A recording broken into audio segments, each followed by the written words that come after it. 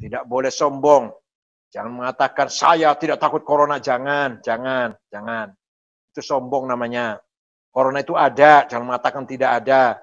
Jangan mengatakan saya tidak takut corona, jangan. Ya memang harus tidak takut, tapi jangan diomongkan. Dalam hati saya tidak takut corona. Semuanya dari Allah, apa kata Allah. Tapi kalau diomongkan, diekspresikan, secara eksplisit itu sombong. Saya tidak takut corona. Sombong.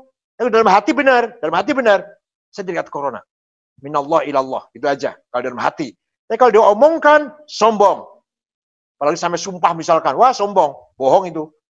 Assalamualaikum warahmatullahi wabarakatuh. Bismillah. Alhamdulillah. Wassalatu wassalamu ala sayyidina wa maulana Muhammad Rasulillah. Wa ala alihi wa sahbihi. Wa man tabi'a sunnatahu wa jama'atah. Min yaumina hadha ila yaumin nahdah. Ashab al-fadilah, hadratil muhtaramin, ashab hadratil mustasyarin, hadratil ru'asai syuriyah, wabil khusus Gus Lukman Haris Dimyati, Mursyid Ma'had Termas, Azzahullah, dan Gus Abdul Ghaffar Rozin, Ketua RMI Pusat, juga pengasuh pesantren Kajen, Akramahullah, dan seluruh pengurus RMI, wilayah maupun cabang yang hadir dalam acara virtual doa bersama untuk masyarakat dan santri malam hari ini. Pertama, saya ingin memberikan apresiasi. Terima kasih, bangga dan setinggi-tingginya. Terima kasih, bangga, bersyukur yang setinggi-tingginya kepada Satgas COVID-19 PBNU yang dipimpin oleh Saudara Dr. Maki bin Kiai Manal Hidayat dan juga Saudara Ali Yusuf, Ketua Lembaga Bencana Alam, dan juga Ustadz Ajat Sudrajat sebagai NUKR Baziz yang telah bekerja keras tanpa mengenal lelah, ingin berjuang, ingin berupaya, ingin berhasil memperkecil, meminimalisir korban-korban COVID-19 di seluruh Indonesia, wabil khusus warga Nahdien. Kita telah mempunyai atau membangun lebih dari 220.000 titik seluruh Indonesia. Dan kami dari PB pun telah menyalurkan beberapa sumbangan, apa itu yang berupa logistik, bahan pangan, yang telah saya lepaskan sendiri, saya sendiri melepaskannya 19 truk besar. Lupa saya tanggal dan bulannya, lupa. Kemudian juga alat kesehatan. Dan besok ini sekitar jam 1 atau jam 2 saya akan melepaskan bantuan alkes, alat kesehatan yang saya terima dari Temasek Singapura. Isinya ventilator, APD, oksigen konsentrator, masker, dan lain-lain. Yang nilainya lebih dari 10 miliar rupiah atau hampir 11 miliar, kurang sedikit. Saya terima dari Temasek Singapura. Dan insya Allah besok akan saya lepas dari kantor PBNU, saya kirim ke seluruh rumah sakit di bawah Nahdlatul Ulama. Itulah antara lain apa yang telah kita lakukan dalam rangka daf'il bala, daf'id darar, daf'il syada'id, amrad, wal asqam, wat ta'un, kullaha min Allah. Ad-dafi' huwa Allah, ma fi'u ghairuh. Tapi juga datangnya penyakit dari Allah dan menghilangkan juga Allah. Mari kita ambil hikmahnya. Dengan adanya COVID-19 ini, pertama menambah iman kita. menambah keyakinan kita kepada Allah. Ternyata Allah Maha Absolut, Maha Mutlak, yang pasti ketika menghendaki sesuatu pasti terjadi. Dan pasti ada hikmahnya. Dan kita tahu di masa era sekarang ini, masa puncaknya teknologi. Manusia baru kali ini sepanjang sejarah sejak Nabi Adam, baru kali ini mencapai puncaknya teknologi. Dengan ditemukannya digital, seterusnya IT lah. Maka muncullah rasa sombong. Muncul kesombongan. Kita beriman pun sombong, apalagi yang tidak beriman. Ternyata segala sesuatu bisa kita tangani hanya dengan alat HP.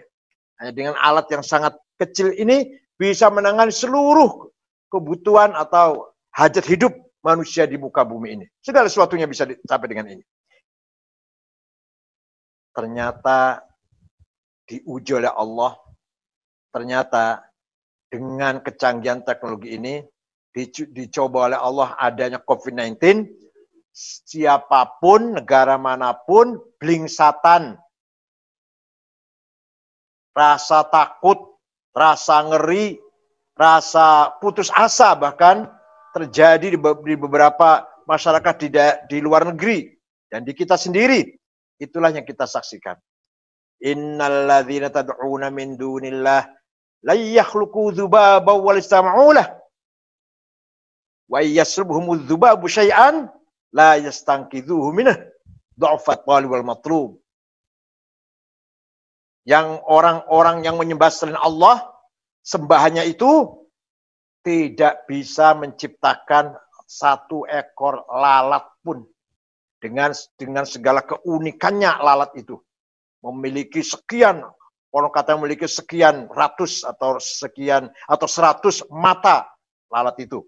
Dengan memiliki jantung 3 lalat itu. Ada jantung yang mengurusin, yang khusus untuk sayapnya, ada jantung yang untuk penciumannya, dan seterusnya. Seandainya lalat yang kecil itu memberikan atau mengambil sesuatu dari kita, kita tidak akan bisa menolak. Tidak bisa, mereka yang disembah oleh Allah, yang disembah selain Allah itu tidak bisa membantu kita. Jadi teknologi tidak akan bisa membantu kita menghadapi pandemi ini kecuali biiznillah. Ini kita sebagai orang beriman, orang santri, adanya COVID-19 ini merupakan hikmah besar, hikmah azimah. Mari kita ambil hikmahnya, yaitu apa? Ziyadatul iman, ziyadatu halawatil iman. Kita bertambah merasa indahnya beriman kepada Allah. Saya sendiri baru saja sembuh, masuk rumah sakit tanggal 28, ketika terakhir ada acara pernikahan Ketua Ma'arif, Kiai Arifin Junaidi. Situ saya sudah mulai terasa tidak enak. Bahkan beberapa teman, sahabat menyapa saya tidak sadar entah siapa itu, nggak saya jawab, nggak merespon. Tapi langsung ceramah 15-20 menit, turun, langsung pulang, swab positif, masuk rumah sakit. Alhamdulillah, tapi bidu'ai jami'il nahdiyin, khususatan para ulama, para ashab, hanya 9 hari saya di rumah sakit, sudah mulai negatif. Hanya 9 hari, alhamdulillah. Sekarang tinggal sedikit, masih ada lemes sedikit sama sekarang. Nah, kemudian saya suruh asisten saya, Saudara Sofan, agar menyebarkan berita ini. Tujuan saya dua khususnya. Satu, agar para ashab, para ulama, para kiai, hadratul mustasyarin, hadratul asair syuriah, di mana saja, di mana tingkatan apa saja, dari PB sampai ranting, semuanya saya mohon mendoakan saya. Yang kedua, mengapa saya siarkan? Agar orang atau siapapun yang habis ketemu saya segera swab. Apalagi yang ketemu waktu itu Pak Mahfud MD, kurang lebih 1 jam ada.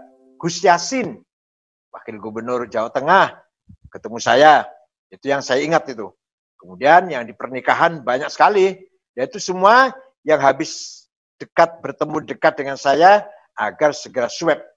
Alhamdulillah, konon katanya saya mendapat berita semuanya negatif. Hanya saya. Alhamdulillah. Biarlah saya yang merasakan rasanya kena COVID-19, asal yang lain-lain tidak, itu sudah cukup, alhamdulillah. Walhasil, hikmahnya sangat luar biasa. Pelajaran yang harus kita ambil juga, satu, dengan ada COVID-19 ini, pertama, kita harus melakukan sahabiyah, kesehatan lingkungan, kebersihan. Sedangkan kita di pesantren, mohon maaf, ya saya sendiri juga dulu sama, ya jorok, ya tidak tertib, tidak bersih, apa adanya, maka ada seperti itu. Nah, ini insya Allah ke depan, mari kita robah sedikit demi sedikit, kita hidup di pesantren atau di masyarakat juga harus mengutamakan sihah bi'iyah. Nadhafah, kebersihan harus kita jaga. Ini merupakan pelajaran langsung dari Allah agar kita mampu merubah cara hidup kita. Itu hikmah. Juga hikmah kita adalah taghyir tariqatil muamalah. Ada perubahan dalam muamalah ini. Ternyata kebiasaan kita berkumpul-kumpul tahlilan, maulid nabi, pengajian, pesantren, ngaji tatap muka langsung. Kita tidak boleh putus asa, teruskan maulid nabi bersama ini, tapi melalui virtual, melalui online. Ini juga kita harus bersyukur, hikmahnya besar sekali, sehingga warga NU-nya di pesantren familiar dengan kemajuan teknologi ini.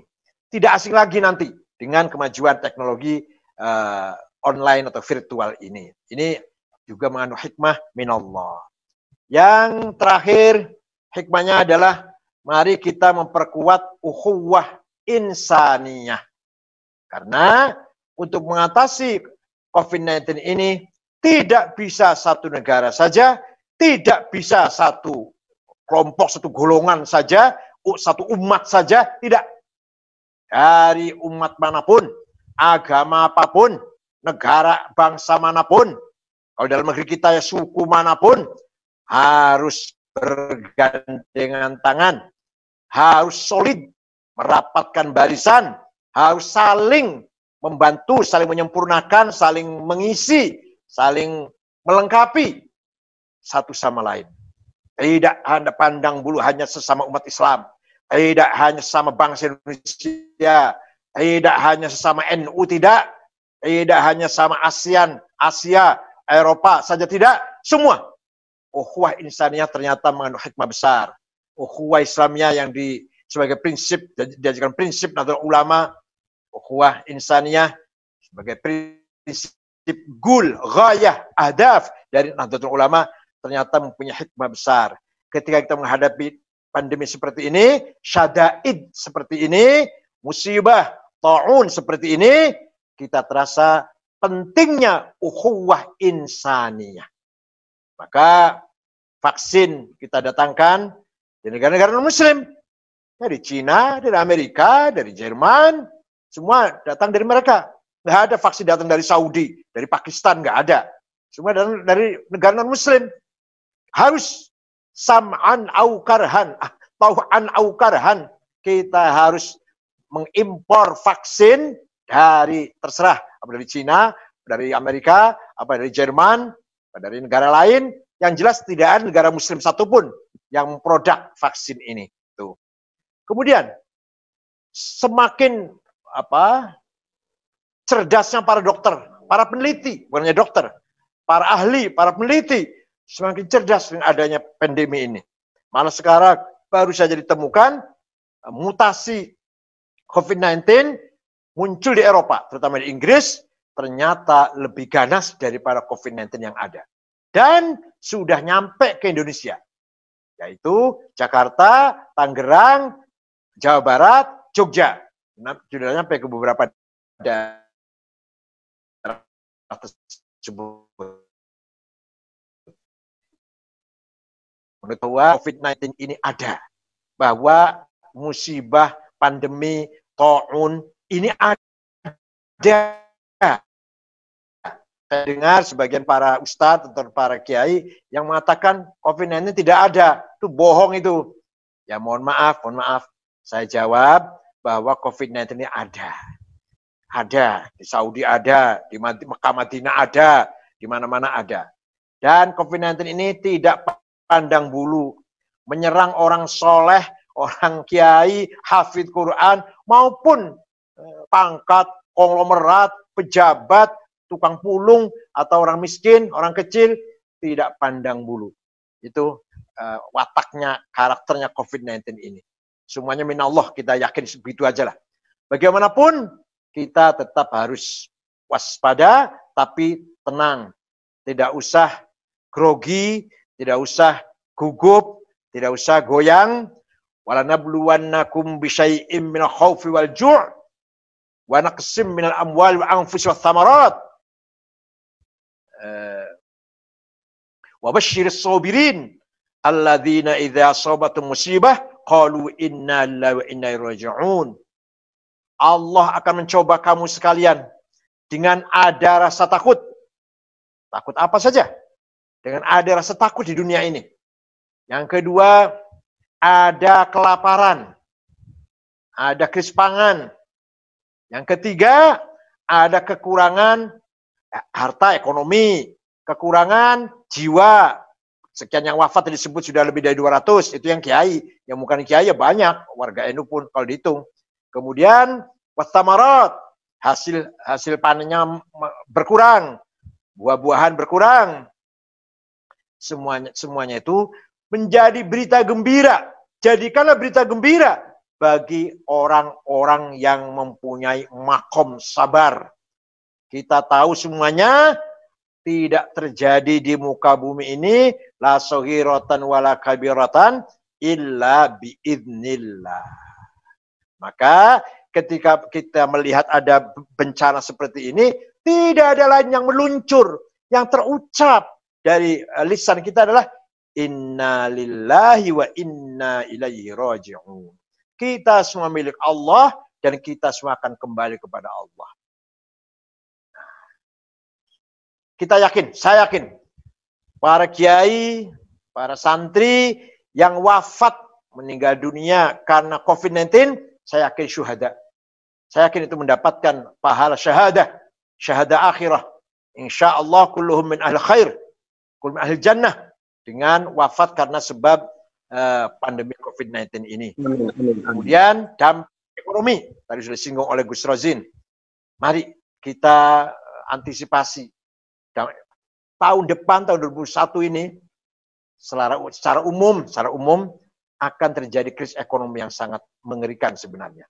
Kecuali kalau kita betul-betul solid, pemerintahnya, rakyatnya, untuk mengatasi krisis ekonomi yang akan mengancam kita ini. Itu tahun depan, tahun 2021 boleh terasa. Karena utang pemerintah sekarang utang negara sudah 6.000 triliun. Nah, kalau nanti akan terjadi krisis, berapa lagi utangnya itu? Yang kedua, dampak sosial. Dampak sosial sangat luar biasa dengan adanya COVID-19 ini. Satu sama lain curiga, satu sama lain jaga jarak, satu sama lain mengurangi pertemuan. Itu kan ada dampaknya. Ada akibat dampaknya yang negatif. Biasa ketemu nggak ketemu, biasa silaturahim nggak bisa silaturahim, biasa kumpul-kumpul tahlilan, barzanjinan, maulid nabi, haul, atau apalah acara pengajian. Tidak, ini pasti ada dampak sosial. Kemudian, ya, dampak pendidikan, pasti. Bagaimanapun, ngaji yang tatap muka dengan ngaji melalui virtual, sangat jauh bedanya. Sangat jauh rasanya. Sangat jauh, masuknya dalam hati. Masuknya dalam pemahaman para santri. Yang biasanya ngaji langsung dari guru, dari kiai, di madrasah dari gurunya, sama kiainya di pengajian, sekarang belajar melalui virtual, Ya memang seperti itu, harus itu seperti itu, nggak bisa selainnya. Tapi ada dampak negatif. Hasil ilmu yang masuk jauh lebih berkurang dibanding kalau tatap muka. Walhasil ini merupakan musibah, merupakan ujian, ibtila. Kalau kita lulus dengan ibtila ini, menghadapi ibtila ini kita lulus diuji oleh Allah ini, kita bertahan, kita lulus, baik itu secara upaya zahir maupun upaya batin, berarti kita akan mendapatkan izzah wa karamah dari Allah. Pasti itu, yakin itu. Seorang mendapatkan musibah, apalagi orang banyak umat seperti ini, kemudian kita sabar, kita menambahkan keimanan kita, dan kita berjuang, berupaya lahir batin, kemudian kita lolos, lepas dari ujian ini, pasti akan ada karamah dari Allah, kemurahan dari Allah, al-fadlun minallah, izzun minallah, akan ada kemurahan, akan ada imbalan, pahala, akan ada keberuntungan, kebahagiaan lah dari Allah yang akan kita rasakan. Apalagi kita selalu berdoa bersama agar Allah menghilangkan musibah ini, segera mengangkat musibah ini dengan hati yang khusyuk, tidak boleh sombong. Jangan mengatakan saya tidak takut corona, jangan. Itu sombong namanya. Corona itu ada, jangan mengatakan tidak ada. Jangan mengatakan saya tidak takut corona, jangan. Ya memang harus tidak takut, tapi jangan diomongkan. Dalam hati saya tidak takut corona.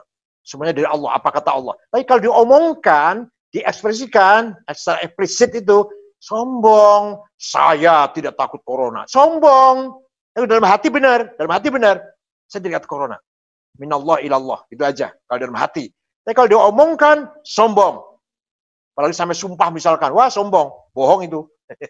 Oleh karena itu, kita yakin, terus yakin, corona ada, yakin, bi'izzillah wa karamih wa fadlih, kita akan mendapatkan kemuliaan dari Allah dengan syarat kita sabar, kita waspada, kita terus tidak pernah putus asa, terus berdoa, terus munajah, taqarrub ila Allah, agar kita lebih dekat lagi sebagai hamba-hamba Allah minal muqarrabin, orang dekat dengan Allah. Itu saja, nggak ada yang lain.